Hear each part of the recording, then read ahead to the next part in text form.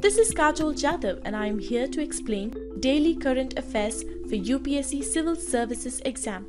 One India, one election. Holding simultaneous elections for Lok Sabha and Assembly is an interesting concept.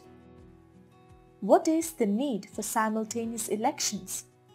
Did India ever gone for simultaneous elections? Why was that cycle disrupted? Why is it so difficult to go for simultaneous elections? So, what will happen if India does decide on simultaneous elections? This can be the most probable question for 2018 exam. One can see it under GS Paper 2, Important Aspects of Governance, Transparency and Accountability. What we are providing here is just a 10% sample out of the full-length video. Visit our website iasvideos.com to join the course and to unlock all videos. We offer this pen drive course cash on delivery on Amazon.in too. Amazon will deliver our course to your doorstep. What is the context about? President Ram Nath Kovind and Prime Minister Narendra Modi have both pitched strongly for simultaneous elections to Lok Sabha and the state assemblies.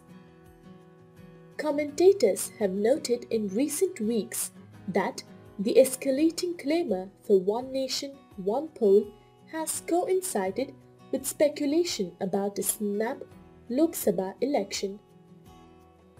The Election Commission had suggested as early as in 1983 that a system should be evolved so that elections to Lok Sabha and state legislative assemblies could be held simultaneously. What is the need for simultaneous elections? Certainly, there are some problems associated with frequent elections.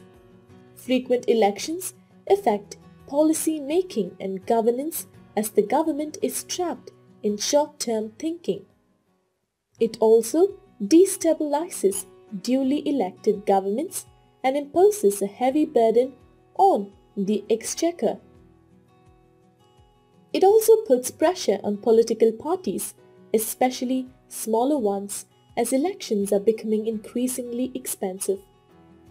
The Model Code of Conduct, which comes into force with the announcement of poll dates, prevents government from announcing any new schemes, make any new appointments, transfers and postings without the approval of Election Commission. This brings normal work of the government to a standstill. It also increases the cost of management to the Election Commission. Did India ever gone for simultaneous elections? Why was that cycle disrupted?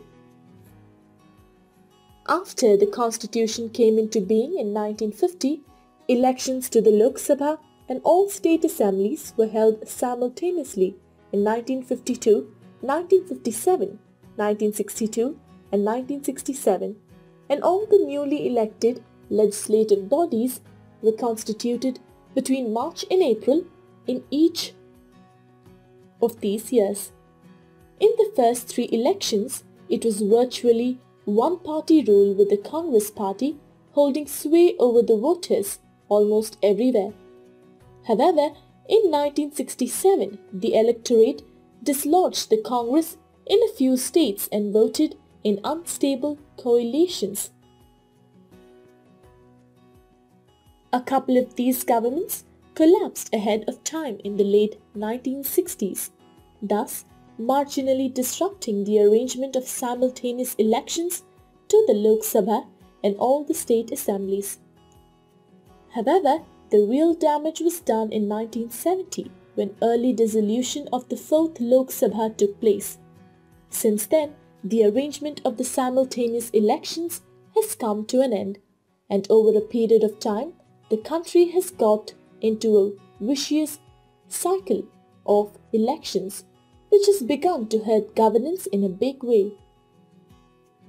Why is it difficult to go for simultaneous elections?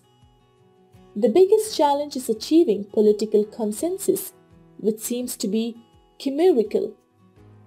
Regional parties will be more opposed to the idea than national parties because there is always a tendency for voters to vote the same party in power in the state and at the centre in case the Lok Sabha polls and the state elections are held together.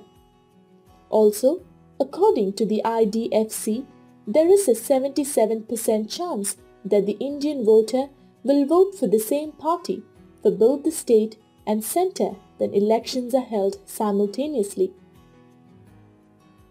So, what will happen if India does decide on simultaneous elections? To begin with, a constitutional amendment will be needed. The Election Commission had suggested that the term of Lok Sabha could commence and end on predetermined dates, and to avoid premature dissolution, no confidence motions should be moved simultaneously with a confidence motion for the individual hoping to be the next PM. If the House is still dissolved, the President can run the government for the rest of the term, or if that period is long, fresh elections can be held for a House that would last only for the remaining length of time. Assemblies can, as a one-time measure, be extended or curtailed to align their elections with the Lok Sabha cycle.